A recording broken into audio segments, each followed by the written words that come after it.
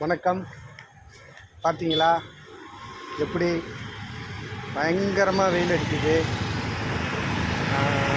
வெயிலை சமாளிக்கவே முடியல. என்ன சொல்கிறது, அதாவது நம்மளை மாதிரி ஆளுகளுக்கே எப்படி இருக்குன்னா, ரொம்ப வயசானவங்கெல்லாம் பயங்கர கஷ்டப்படுவாங்க.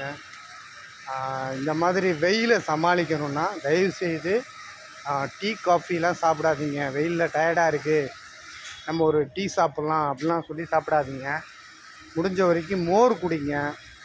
இதுக்கு பெஸ்ட் ஆப்ஷன் காலை தூங்கி எந்திரிக்கிறீங்க இல்லையா, தூங்கி எந்திரிக்கும் போது ஒரு நல்ல, அதாவது காலையில் நீங்கள் முதல்ல நீங்கள் என்ன சாப்பிட்றீங்க அப்படிங்கிறது தான் உங்களுக்கு அன்றைக்கி ஃபுல்லாகவே உங்கள் உடம்பை புத்துணர்ச்சியாக வச்சுக்கிற ஒரு ஐட்டம்.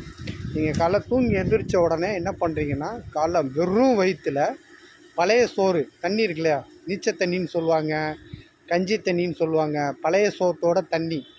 அந்த தண்ணி கிட்டத்தட்ட ஒரு லிட்ரு அளவுக்கு நல்லா உப்பு போட்டு நல்லா அதை மிக்ஸ் பண்ணி அந்த வெறும் தண்ணியை குடிங்க. அன்றைக்கி யூரின் நல்லா போகும், வயிறு வலிக்காது, உங்களுக்கு டயர்ட்னஸ் ஆகாது, உங்கள் உடம்பு ஆரோக்கியமாக இருக்கும். தயவுசெய்து அதில் அதுக்கப்புறம் காலையில் டிஃபன் இட்லி, தோசை, பூரி இந்த மாதிரி ஆயில் ஐட்டம் எடுக்கிறத விட பழைய சோறு நல்ல சின்ன வெங்காயம் வச்சு சாப்பிடுங்க. உங்களுக்கு யூரின் மஞ்சளாக போகிறது, அப்புறம் யூரின் ஒரு மாதிரி ரெட்டு கலரில் வர்றது, இந்த மாதிரியான ப்ராப்ளம்ஸ்லாம் உங்களுக்கு அதுவே ஆட்டோமேட்டிக்காக சரியாயிடும்.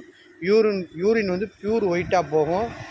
யூரின் எல்லோவாக வருது, யூரின் ரெட்டாக வருது, நமக்கு ஏதாவது பிரச்சனை இருக்கும்போது பயப்படாதீங்க. இது ஃபுல்லாக சூடு தான் காரணம். அது வெயில் அதிகமான இருக்கிறதுனால அந்த மாதிரி பிரச்சனைலாம் வருது.